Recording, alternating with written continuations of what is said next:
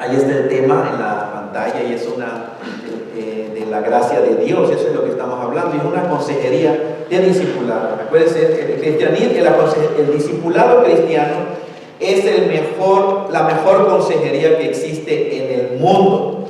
En el mundo, hermanos, y no estoy bromeando, esta es la realidad, es la mejor consejería que existe en el mundo para seres humanos.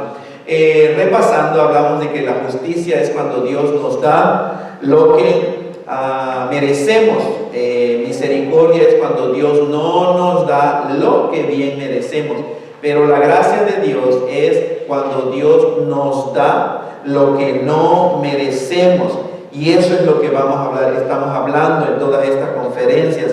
Uno de los problemas cuando hablamos del nuevo pacto es de que también recuerdan que dijimos, hermanos, que el mismo sol que derrite la cera endurece el barro, y el mismo mensaje de la gracia de Dios que derrite el corazón humilde, el mismo mensaje endurece el corazón de una persona soberbia. Por eso, aunque se le hable a la persona de amor, de la gracia de Dios, si es soberbio ese mensaje, que otra persona lo puede derretir y aceptar a Cristo.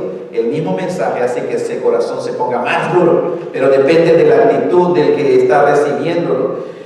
Una de las cosas que han sucedido es que cuando hablamos del cristianismo, estudiamos temas por separado, hermanos y hermanas. Hablamos de la redención, del perdón, de la justificación, de la santificación, nueva vida, de la reconciliación, pero las estudiamos por separado.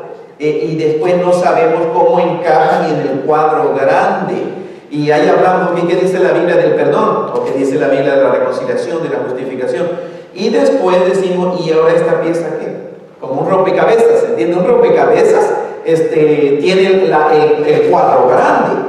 Y cuando tú ves aquí todas las piezas desordenadas, puedes estudiar y analizar una pieza bien. Y decir, bueno, aquí hay color rojo, aquí hay color verde, aquí va como una mano y aquí hay un perrito en esa pieza pequeñita. ¿Y ahora dónde va? Ese es el problema. Y algo que necesitamos entender con respecto al nuevo pacto es la línea divisora donde empieza de acuerdo a Dios. Bueno, miren, la cruz es la línea divisora de la historia de la humanidad. La cruz termina el antiguo pacto y da inicio al nuevo pacto. Pero miren la perspectiva del mundo. En la perspectiva del mundo, ahí está, hermano, vean esa gráfica que está ahí. La perspectiva del mundo parte la historia de la humanidad en el pesebre con el nacimiento de Cristo Jesús.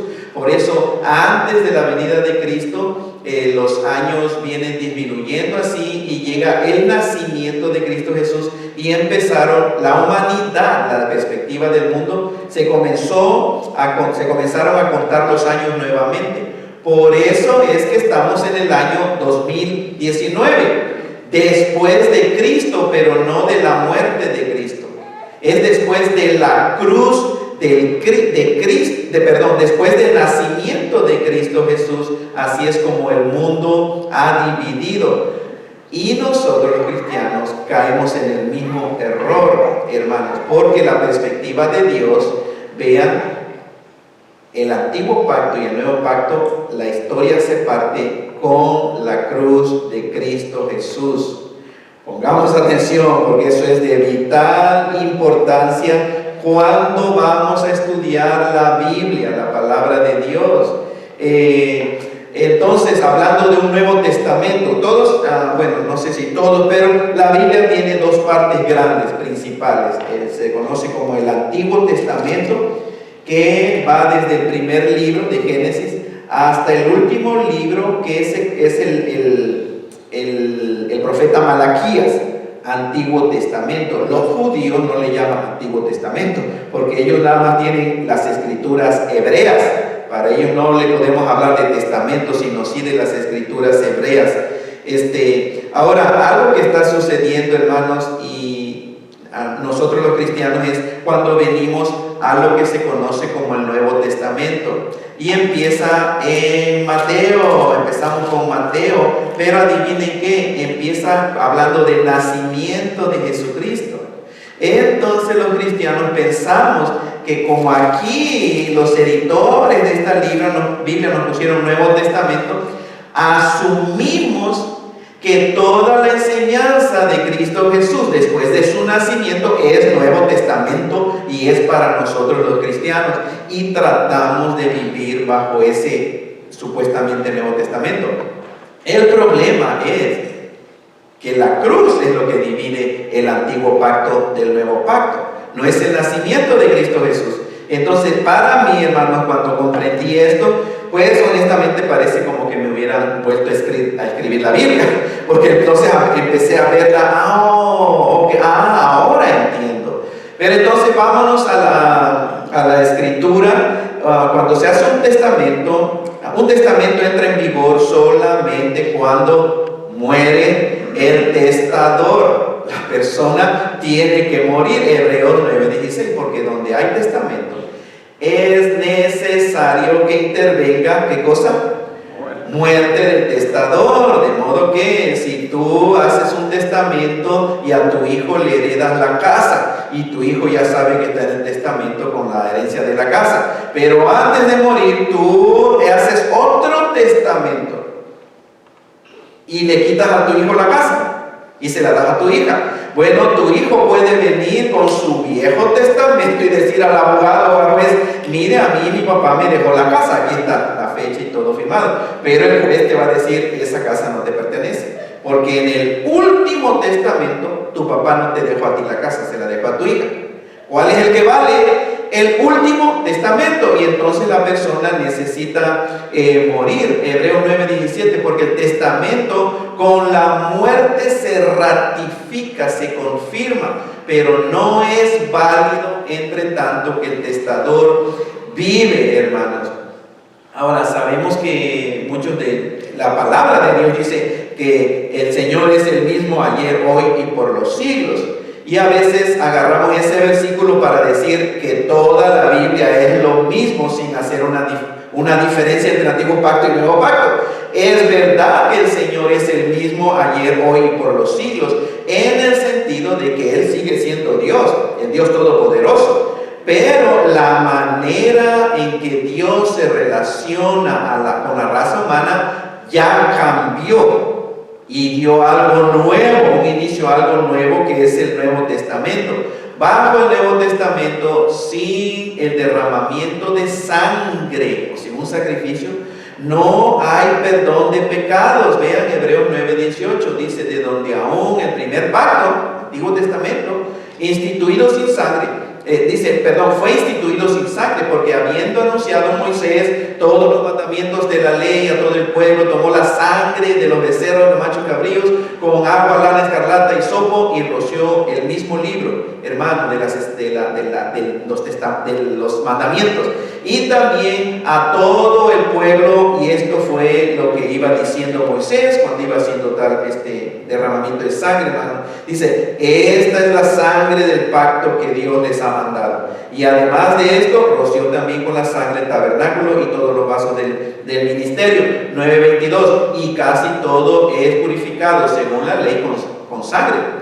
Y sin derramamiento de sangre no se hace remisión.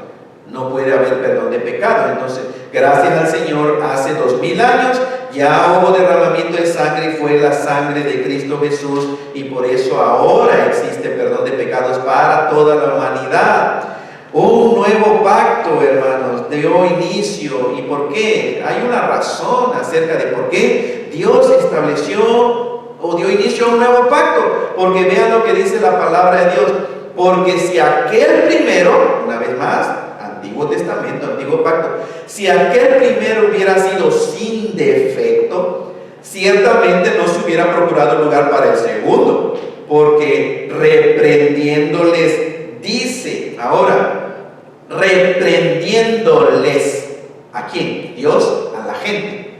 El problema del pacto no era que el pacto era defectuoso, pero era la gente. el pacto, hermanos, Dios no tiene problema en cumplir la parte de su pacto con la raza humana. Dios cumple. Y el pacto, los mandamientos del Señor son perfectos, justos, hermanos, verdaderos, son santos. El problema no es con la ley de Dios o los 10 mandamientos. Eso no es el problema. El problema es con tu corazón, con mi corazón.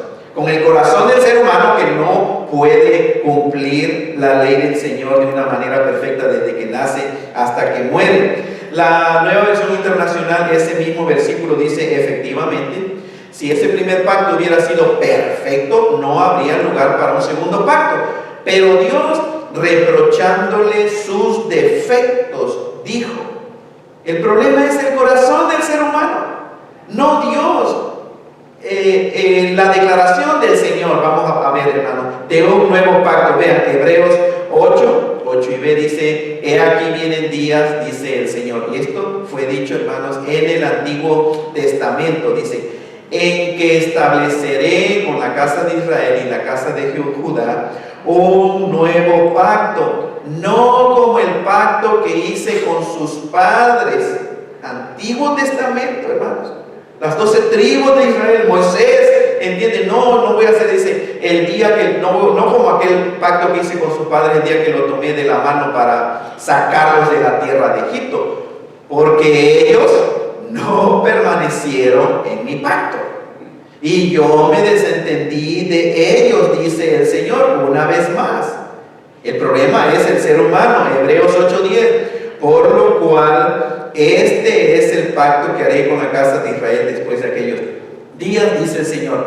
Miren lo precioso del nuevo pacto, hermanos. Pondré mis leyes en la mente de ellos, y sobre su corazón las escribiré, y seré a ellos por Dios, y ellos me serán a mí por pueblo. Bajo el nuevo pacto de gracia que enseñamos aquí, hermanos, las leyes del Señor están en nuestro corazón.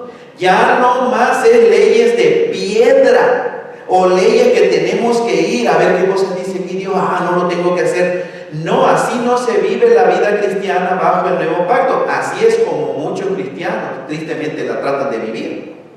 Porque van a ver qué cosa dice Dios, a ver los mandamientos no, y entonces, ok, no lo voy a hacer. Pero no, si las leyes del Señor, si ya tienes a Cristo Jesús, tienes todo a Dios dentro de ti, tienes sus leyes, y las leyes del Señor, hermano, ama al Señor con todo tu corazón, con toda tu fuerza, con toda tu alma, ama a tu prójimo como a ti mismo.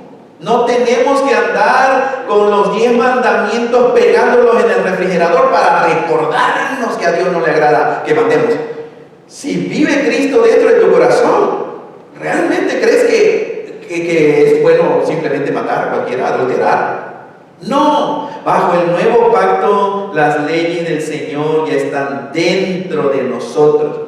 No necesitamos ir al Antiguo Testamento, a Moisés, aunque el día de hoy tristemente muchas iglesias enseñan eso porque están mezclando, y eso lo vamos a ver en la 6ª conferencia que se llama Libres de la Ley, firmes en la gracia, libres de la ley. Entonces en las Escrituras habla de la ley. La ley de Moisés es todo el Antiguo Testamento, hermanos, desde el Pentateuco, Génesis, Éxodo, Levítico, Número, Deuteronomio, todos los profetas, aún los salmos. Eso es resumen, la ley, y Cristo cumplió todo eso. Cuando Cristo vino, habló de las leyes en nuestro corazón, y es las leyes de amor, hermanos. Amor a Dios, amor al prójimo. Así se cumple toda la ley, por el amor. Cristo Jesús, cuando vivió aquí hace 2000 años, Cristo no se levantaba a decir, a ver qué cosa dicen los 10 mandamientos, si no debo de adulterar, no debo de matar, no debo de mentir. Eso no lo hacía Cristo, porque Cristo vivió controlado perfectamente por el amor de su Padre. Cristo cumplió la ley de Dios, amando a Dios y amando al prójimo. Así de sencillo y así de liberante es la nueva vida cristiana para nosotros. Concéntrate en amar al Señor y amar a tu prójimo. ¿Y cómo vas a amar más al Señor? No hay manera, a menos que entiendas cuánto te ama Dios a ti. Por eso la Biblia dice, nosotros amamos a Dios porque Él nos amó primero. Entonces cada vez que yo me concentro y entiendo el amor del Señor, ese amor me controla y obviamente lo reflejo hacia mi esposa, hacia mis hijos, hacia ustedes, hacia el vecino, hacia el compañero de trabajo que es insoportable, ¿cierto? Tú lo vas a reflejar. Hebreos 8:11: y ninguno enseñará a su prójimo, hablando de ahora, del día de hoy, ni ninguno a su hermano diciendo conoce al Señor, porque todos me conocerán, desde el menor hasta el mayor de ellos. Antiguo Testamento, solamente los profetas o personas especiales ungidas eran los que podían enseñar la palabra del Señor, el temor del Señor. El día de hoy ya está, hermanos, el Espíritu Santo hablando a cada corazón. Cada ser humano va a la Escritura y créanme que con una actitud de humildad va a ver que toda la Escritura apunta hacia Cristo Jesús. Hebreos 8:12: porque seré propicio a sus injusticias, o la Nueva Versión Internacional dice, perdonaré sus maldades, y nunca más me acordaré de sus pecados y de sus iniquidades. Ya, perdonaré sus pecados, ya es el nuevo pacto. Y una ilustración que decía hace un tiempo es de que Dios, piensen, hermanos, aquí está Dios, aquí está el pueblo judío y los gentiles, ¿ok? Los judíos creían en Jehová y tenían los mandamientos del Señor, de Moisés, los 10 mandamientos. Los gentiles eran paganos, no sabían nada ni de Jehová, ni de los 10 mandamientos, nada. Es como si los judíos estuvieran vestidos de ropa sucia, túnicas rotas, apestosas, sucias y ya casi cayéndose. Los gentiles, hablando simbólicamente, estaban desnudos. Con el nuevo pacto, Dios le dice a los judíos: quítense esos trapos viejos y sucios, el antiguo pacto de ley, y pónganse este vestido nuevo, lino fino, blanco, resplandeciente, debido a la obra perfecta de Cristo Jesús. A los gentiles que no tenían nada, Dios le dice: ustedes vístanse. Ustedes no tienen nada y yo bajo mi nuevo pacto les voy a dar esta túnica de lino fino, blanco y resplandeciente. Y los judíos se quitan lo sucio, lo tiran, la ley, antiguo pacto, ahí está tirado, botado, y se visten de lino fino, hermanos, por la gracia del Señor. Los gentiles simplemente se visten de la gracia del Señor, pero ven los trapos sucios que tiraron los judíos. ¿Y saben qué hacen los gentiles? Van y recogen el trapo sucio y se lo ponen arriba del lino fino y blanco y resplandeciente bajo el nuevo pacto de la gracia. ¿No les parece insensato eso? Bueno, adivinen qué, hermanos, eso es exactamente lo que están haciendo muchos cristianos el día de hoy. Nosotros como gentiles decimos: somos salvos por la gracia de Dios, gracias Señor por la gracia, pero adivinen que vemos la ley que Dios le dio a los judíos y nos las queremos encasquetar. Como esos gentiles que tienen la ropa limpia, pero agarran los harapos sucios y apestosos de los judíos y se lo ponen y piensan que se ven muy bien. Así es el cristianismo el día de hoy. Eso no hace sentido. Si somos gentiles, hermanos, déjate solamente la vestidura limpia, nueva, que es el pacto de la gracia, y deja de ir al Antiguo Testamento para ponerte los harapos sucios que Dios ya ni quiere que los judíos se pongan. Pero también el Espíritu Santo te da testimonio acerca del nuevo pacto. Hebreos 10:15 dice: y nos atestigua lo mismo el Espíritu Santo, porque después de haber dicho: este es el pacto que haré con ellos después de aquellos días, dice el Señor, pondré mis leyes en sus corazones y en sus mentes las escribiré. Y añade: y nunca más me acordaré de sus pecados y transgresiones. Pues donde hay remisión de esto, no hay más ofrenda por el pecado. Bendito sea el Señor. Nuevo pacto, hermano. El nuevo pacto reemplaza al viejo pacto. Vean lo que dice Hebreos 8, diciendo primero: sacrificio y ofrenda, holocaustos y expiaciones por el pecado no quisiste ni te agradaron. Todas esas cosas es bajo el viejo pacto. Y es hablando de la venida de Cristo Jesús. Y diciendo luego: he aquí vengo, oh Dios, Cristo Jesús. Señor, yo vengo para hacer tu voluntad. Cristo, el Hijo de Dios, dice: quita lo primero, antiguo pacto, Antiguo Testamento, para establecer esto último. Versículo 10, en esa voluntad, nuevo pacto, en la gracia de Cristo, en la sangre de Cristo, somos santificados mediante la ofrenda del cuerpo de Jesucristo, hecha, ¿cuántas veces, hermanos?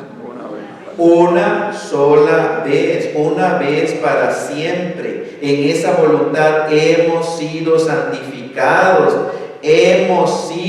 fuimos, ya es tiempo pasado, terminó, pasado perfecto, presente perfecto. Sucedió un evento cuando vino Cristo y hasta el día de hoy recibimos las bendiciones, los que aceptamos a Cristo Jesús. Somos santificados. Ya es un hecho. Estábamos en la popó, en el lodo, en el desperdicio, sin Cristo, sin Dios en el mundo, hermano. Pero cuando aceptamos a Cristo, vean, el Espíritu Santo nos saca de esa cochinada, pero por la sangre de Cristo, por la palabra del Señor, nos limpia, nos esteriliza y nos pone ahora en el cuerpo de su Hijo Cristo Jesús, sin una mancha de porquería, porque Cristo no acepta eso. Entonces el perdón de pecados, la limpieza, la purificación de la obra de Cristo fue perfecta. Y por eso es que con toda confianza venimos, hermanos, a nuestro Señor y Salvador Cristo Jesús. Él nos santificó, Él nos apartó. ¿Qué tan santos somos? Exactamente igual de santos como el que nos santificó. Somos santos igual que el Hijo de Dios. Somos santos idénticamente igual que Cristo Jesús. No hay dos formas de santificación. No crean que Cristo es más santo, pero Él ahora que hizo de santificación para la raza humana es menos o inferior, está imperfecta. No, lo que hace Cristo no es nada imperfecto, es perfecto. Somos santos igual que Cristo Jesús. Santo, hermanos, quiere decir apartado. Apartado de, apartado para. Eso es ser santo. Los objetos del Antiguo Testamento, las cacerolas, las palas grandotas, los tenedores para hacer los sacrificios, eso era santificado, consagrado al Señor. No significa que la cacerolota no pecaba, significa que era apartada. Nada más la hicieron y dijeron que esto es bastante indicado, santificado, apartado solamente para las cosas del templo. Eso es santificado, hermanos. Si unos zapatos solamente tú los santificas para venir a la iglesia, a las reuniones de la iglesia, así están santificados, apartados, consagrados para algo. No significa que tus zapatos no pecan. Significa que fueron apartados del uso normal. Tú dices, ok, mis zapatos no los voy a usar para andar afuera, para ir a otros lugares, pero estos zapatos solamente los voy a usar para ir los domingos a las reuniones de la congregación. Eso es santificar. Nosotros, ahora, tal vez un día tú agarras tus zapatos y te vas a otro lado, ¿cierto? Al parque. Pero esos zapatos están santificados. Tú dijiste que lo consagraste nada más. Hermanos, eso es la vida cristiana también. Somos santificados para la gloria del Señor. Y por eso no hace sentido cuando nuestras vidas, nuestros pensamientos, nuestras obras, nuestras palabras, no las usamos para glorificar al Señor, sino las usamos, hermanos, para contradecir todo eso, para darle oportunidad al mismo Satanás. Hebreos 7 dice, queda pues abrogado el mandamiento anterior, otra vez la ley, a causa de su debilidad e ineficacia, pues nada perfeccionó la ley. La ley del Antiguo Testamento, la ley de Moisés, los 10 mandamientos, los 613 mandamientos y regulaciones que existen en realidad en el Antiguo Testamento, nada perfeccionó la ley. Queda pues abrogado eso, pero dice, y de la introducción, pongan atención, de una mejor esperanza por la cual nos acercamos a Dios. Mejor esperanza, ¿qué es eso? El nuevo pacto. El nuevo pacto que se vive, que se hace, que es solamente por la gracia de Dios. No lo merecemos, no lo mereces. Nadie de los que esté aquí o que escuche esta predicación nunca piense, yo no soy tan malo como. Olvídate, eres más malo de lo que te imaginas. Es más, el problema no es de ser malo, es que estás muerto, naciste muerta espiritualmente. Y así todos están muertos. No hay más muertos que otros muertos, ¿cierto? No puedes vanagloriarte y decir, bueno, yo sí estoy muerto, pero aquel está más muerto que yo. No puedes decir eso. Pero cuando hablamos de pecados y decimos, oh, sí, yo sí sé que yo cometo pecado, pero ese es más pecador que yo. Pero el problema de esto, hermanos, es que todo ser humano que nace en este planeta Tierra nace muerto espiritualmente, sin relación con su Creador. El día que muera va a la condenación eterna. Aunque vaya a la iglesia, aunque se esfuerce por no decir groserías, aunque se esfuerce por portarse bien, aunque respete todas las religiones, aunque dé ayuda a los pobres, naciste muerto. Qué bueno que haces esas cosas, pero tu problema sigue ahí. Naciste muerto espiritualmente, naciste muerta espiritualmente. Hebreos 8:13, al decir nuevo pacto, ha dado por viejo al primer pacto, ¿cierto? Y lo que se da por viejo y se envejece ya está por desaparecer. Obviamente, hermanos, si al decir nuevo pacto es que ya hubo, al decir viejo pacto, perdón, lo que se da por viejo se envejece, está próximo ya a desaparecer. ¿Y cuántos conocieron esas máquinas, hermanos? Yo no sé, algunos niños tal vez no tienen ni idea de lo que es eso.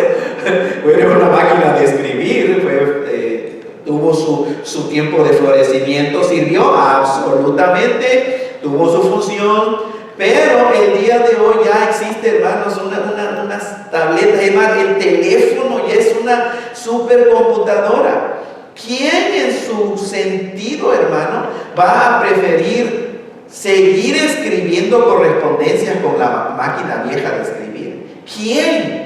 Hermano, ahora yo sé que hay un dicho que dice, más vale viejo conocido que nuevo por conocer.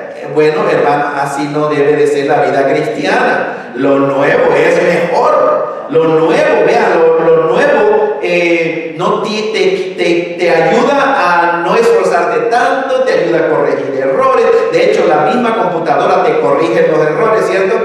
Si uno no escribe bien la gramática en español, ahí te lo subraya para decir, oh, algo está mal aquí. Ya lo seleccionas, right click al mouse y ya te sugiere la palabra que tal vez quisiste tú escribir.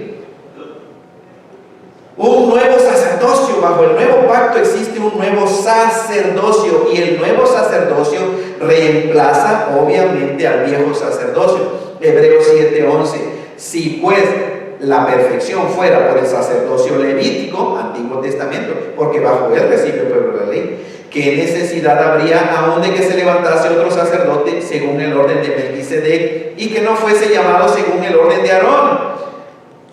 Porque cambiado el sacerdocio, necesario es que haya también cambio de qué cosa, hermano, de ley.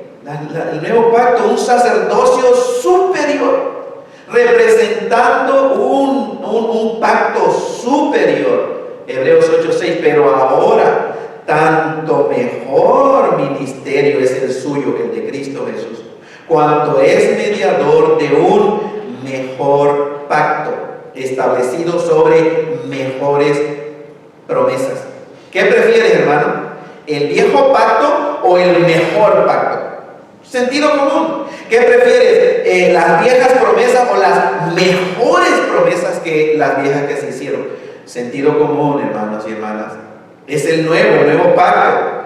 Hebreos 9:15. Así que dice, por eso es mediador de un nuevo pacto, para que interviniendo muerte para la remisión de las transgresiones o los pecados que había bajo el primer pacto, los llamados judíos y gentiles, toda la humanidad, reciban la promesa de la herencia eterna.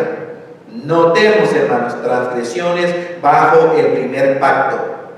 ¿Cómo va a ser? ¿Pero que no había sacrificios? ¿Y que no decía el rey David, bienaventurado el varón cuyos pecados son perdonados? No hacía todo eso, y entonces ¿por qué aquí Cristo tuvo que venir para que hubiera interviniendo muerte para el perdón de los pecados que había bajo el primer pacto? ¿Saben por qué? Porque bajo el primer pacto los pecados no eran perdonados, eran cubiertos, hermanos, por el sacrificio de los becerros, de los animales. De modo que Dios le decía, si pecaste, agárrate un becerro, un macho cabrío, pon la mano sobre él. Los sacerdotes le degollaban, derramaban la sangre. ¿Qué hacía eso? El culpable ponía su mano sobre la cabeza de una vida inocente y derramaba la sangre de la vida inocente para que el culpable se fuera contento de que al menos ya hubo perdón de su pecado. Pero en realidad ese perdón, los chivos no perdonaban pecados. Tenía que ser una sangre mucho mejor, y es la sangre del Hijo de Dios. Por eso todos los pecados del antiguo pacto nada más se estaban acumulando. Era como la tarjeta de crédito. Los que usan tarjeta de crédito, ¿cierto? El plástico. Vas, pagas la computadora, nada más le firmas ahí, te vas con tu computadora, lo que tú quieras, y todo dice, ya, ve, y lo empiezas a disfrutar. Pero espérate unos 20 y tantos días. ¿Qué va a suceder en el correo? Ahí te llega el recibo. Lo empezaste a disfrutar, claro, pero eso se tiene que pagar. Y te llega el recibo, lo tienes que pagar. Más o menos era así, hermanos. En el Antiguo Testamento, los sacrificios, por eso la gente danzaba y decía, gloria a Dios, nuestros pecados fueron perdonados. Pero llegó el bill, el cobro, hace 2000 años, y vino el Hijo de Dios a verdaderamente pagar todo eso, los pecados por la raza humana. Un nuevo sacerdote, un sacerdote perfecto, garantizando un mejor pacto, hermanos. Hebreos 7, y esto no fue sin juramento, hablando del nuevo, hermanos, porque los otros sacerdotes ciertamente sin juramento fueron hechos sacerdotes, pero Cristo Jesús, con el juramento del que le dijo, juró el Señor y no se arrepentirá, tú eres sacerdote para siempre, hablando de Cristo Jesús. Ya no el orden de Aarón, de los levitas, no, según el orden de Melquisedec, un personaje, un sacerdote, hermanos, que intencionalmente Dios no habló de su genealogía. No sabían si tenía papá, quién es el papá de Melquisedec, quién es la mamá, de dónde viene. Era sacerdote del Dios Altísimo, intencionalmente, porque Dios quería enseñar algo, que Cristo Jesús, hermanos, es eterno, y su sacerdocio es superior. Entonces dice, tú eres sacerdote para siempre según el orden de Melquisedec. Por tanto, es hecho fiador de ¿qué clase de pacto? Un mejor pacto. Ahora, es hecho fiador, hermano, o garantizador de un nuevo pacto, de un mejor pacto. Y el valor de una garantía, hermanos, depende de la persona que lo garantiza, ¿cierto? Si tú conoces a una persona que es conocida por mentiroso, deshonesto, ratero, sinvergüenza, cínico, que no paga nada, que no regresa, y te firma un papel, te firma, te juro que yo te pago lo que tú confiarías en una persona así. Pero ¿y qué te lo firmó? Vale un cacahuate la firma, porque el carácter de esa persona es lo más importante, que te lo firme. Ahora, si conocieras a una persona honesta, respetuosa, puntual, responsable y que